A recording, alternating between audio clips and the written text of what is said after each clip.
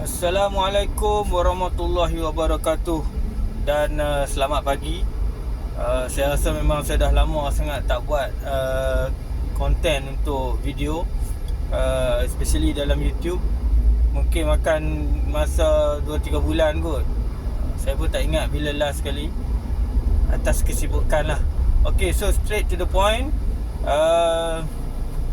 Tujuan saya buat video ni adalah berkait rapat juga dengan proses pilihan raya negeri lah yang kita akan hadapi 2-3 hari lagi ni. Cumanya walaupun pilihan raya negeri ni orang cakap dia tak melibatkan federal ataupun pusat, tapi sedikit sebanyak ia dapat menentukan hala tuju politik di Malaysia. Okey, so kali ni saya nak kaitkan politik di Malaysia ni dengan industri telekomunikasi yang kita involve lah. So konten pada kali ni saya nak lebih menjurus kepada bidang telekomunikasi tersebut, ataupun dengan kata lain kepada player-player ataupun pemain-pemain industri telekomunikasi, ataupun secara tepatnya pekerja-pekerja dalam industri telekomunikasi inilah. Okey, baik. So saya just nak cerita sedikit sejarah industri telekomunikasi dekat Malaysia ni, especially pada tahun pertengahan 80-an. Industri ni mula meletup lah dekat Malaysia kan. Industri telekomunikasi mudah alih ataupun handphone lah. Sebab sebelum tu, zaman tu orang tak banyak pakai handphone. Pertengahan 80-an sehingga ke 90-an memang company operator telekom ni dia tumbuh bagaikan cendawan di pagi hari. Contoh macam tu lah. So waktu ni memang boleh dikatakan zaman keagungan industri ni sendirilah. Dan saya nak selit sedikit, waktu ni industri telekomunikasi ni kita boleh katakan produk-produk yang operator telekom di Malaysia pakai, seperti Telekom Malaysia, Maxis, Digi, Celcom dan sebagainya. Even U-Mobile yang keluar terkemudian pun kita lebih menggunakan produk-produk western lah, yang terbukti dia punya kebolehan lah, lebih kurang macam tu lah. Okay, so sehingga tahun lebih kurang 10 ke 15 tahun kemudian, dalam tahun 2010 barulah company daripada negara China masuk ke dalam industri inilah, dan secara tak langsung menapak dalam industri telekomunikasi di Malaysia. Dan waktu tu kita boleh tengok ada satu anjakan apa orang cakap, environment dalam industri ni. Kalau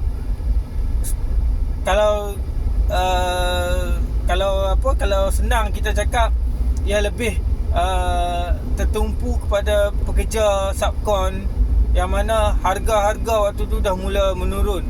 So saya tak nak ceritalah macam mana harga tu jadi jatuh, jadi kurang dan sebagainya. Saya rasa semua orang pun tahulah, faham kan, bila dia orang ni masuk, kenapa sebelum tu harga okey. Contohnya itulah, bila dia orang masuk harga pun jadi mengarut. So ada something about Mary lah yang saya tak perlu ceritakan. Saya rasa semua boleh faham. Mungkin isu-isu yang saya cuba nak kurangkan, isu-isu sensitif lah. Okey, so berbalik pada tahun 80-an 90-an tadi, bukan 80-an lah, 90-an. Berbalik pada pertengahan tahun 90-an tadi sehingga tahun 2000. So saya buat correction sikit lah, ayat permulaan saya kata 80-an lah, sebenarnya 90-an, pertengahan 90-an sehingga ke tahun 2000. Kita boleh katakan industri dekat Malaysia ni terkehadapan lah compare dengan negara-negara pembangun yang lain. Kita jangan compare negara maju lah, kita compare negara-negara pembangun. Buktinya kita dapat supply manpower ataupun tenaga-tenaga mahir, separuh mahir ke negara-negara luar. Termasuk saya sendirilah. So kita pergi ke negara luar waktu tu sebagai konsultan. Kita pergi untuk mengajar orang, untuk guide dia orang sampailah dia orang boleh berdikari lah macam tu. So level kita waktu tu boleh katakan agak tinggi.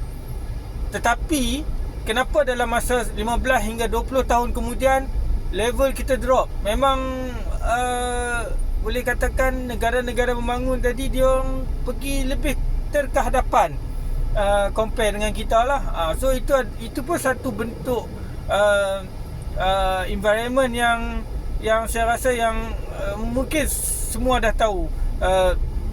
Dia punya turning point tu berlaku bila? Iaitu waktu tahun 2010 tadilah, bila mana company dari negara China ni dia masuk kan.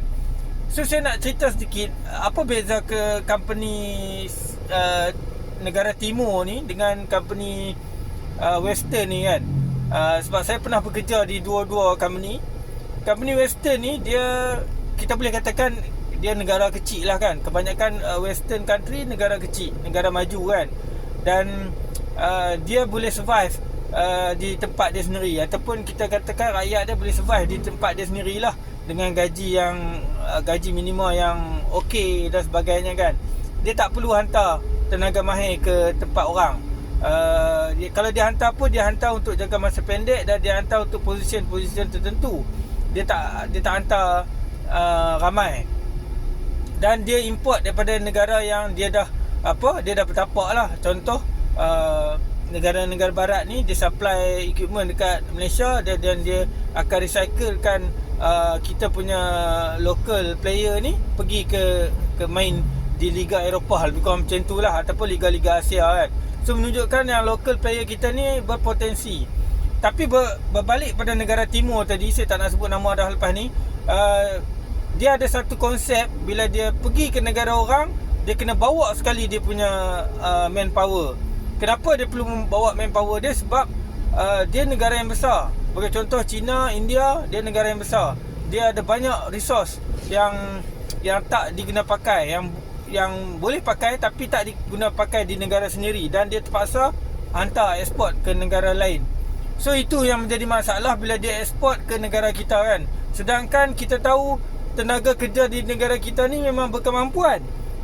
Tapi bila diorang masuk ramai-ramai, tak ada orang yang kontrol. Kerajaan pun tak kontrol lah. Itu yang saya nak relate dengan pilihan raya tadi kan. Kenapa baru-baru ni PMF pergi ke tempat-tempat tertentu, dan selepas tu berlaku kebanjiran tenaga kerja daripada negara tersebut lah. So untuk pengetahuan umum, pada setahun 2 tahun ni diorang dah menguasai industri telco.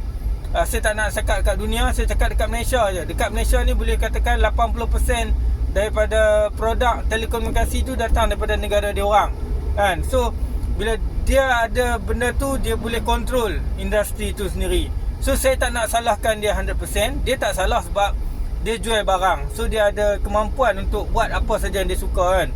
So dia jual produk dekat kita, dia bawa orang dia. Sebab sekarang ni kita punya konsep, kalau kita beli barang, kita beli sekali dengan dia punya services. So kita tak nak ambil tahu services tu main mana. So dekat situ dia ambil kesempatan. Dia bawa dia punya staff, dia bawa dia punya kontraktor dan sebagainya.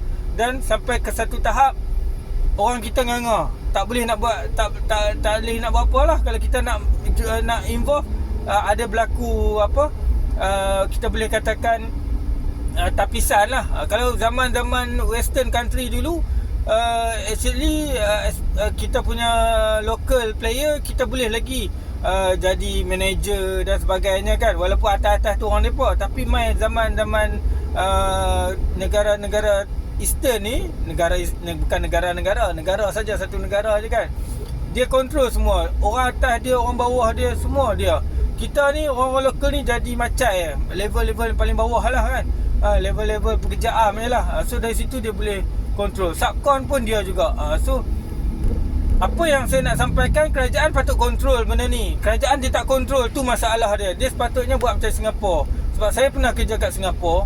Singapura ni dia dah hadkan dah.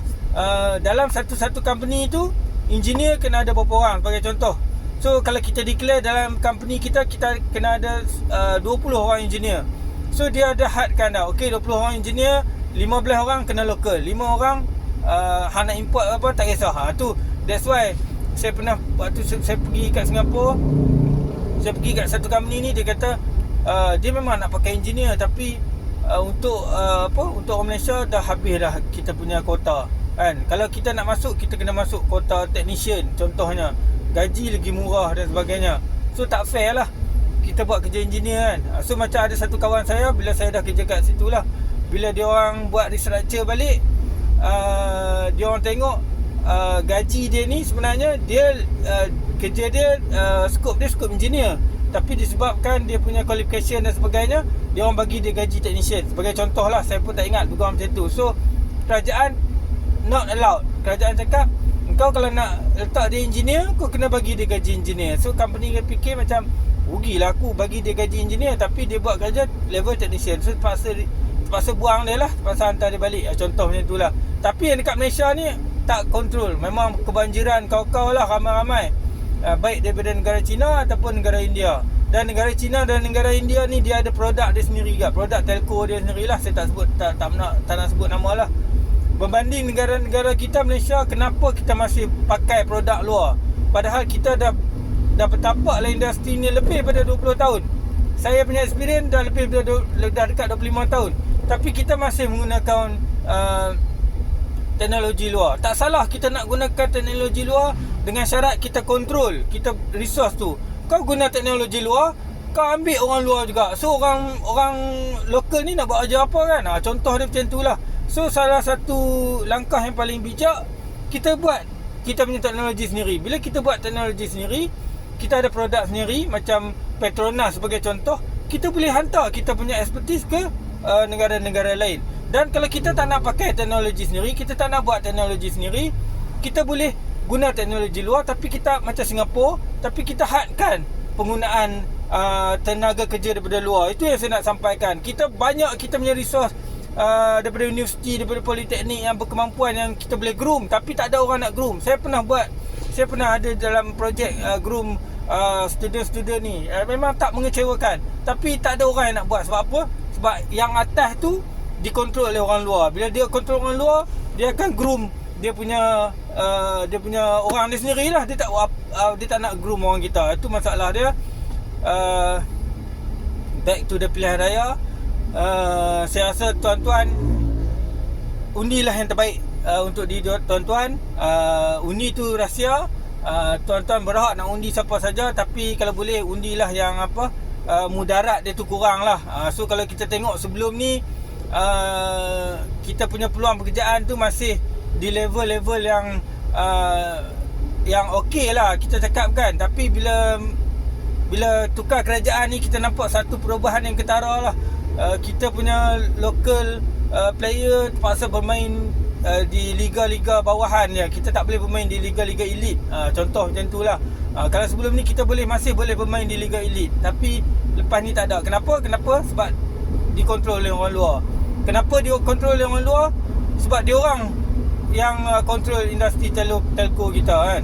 Dan kerajaan pun tak ambil tahu pasal ni. So ini saya nak cuba bagi tahulah. Frankly speaking, pendapat saya kalau boleh tukar kerajaan lah. Itu sajalah. Sebab kerajaan sebelum ni kita tengok kalau dalam projek DNB tu, walaupun orang nampak projek tu hampir ada political issue dan sebagainya, itu saya tak nak sentuh sebab saya tak tahu kan. Tapi apa yang saya sentuh, apa yang saya nampak dalam projek DNB tu, kita bagi priority kepada kontraktor Bumiputra. So saya tak nak resist dalam bab ni. Kontraktor Bumiputra bukannya banyak pun, sikit je pun. So kalau yang bukan Bumiputra pun dia boleh bersaing lagi sebab dia banyak.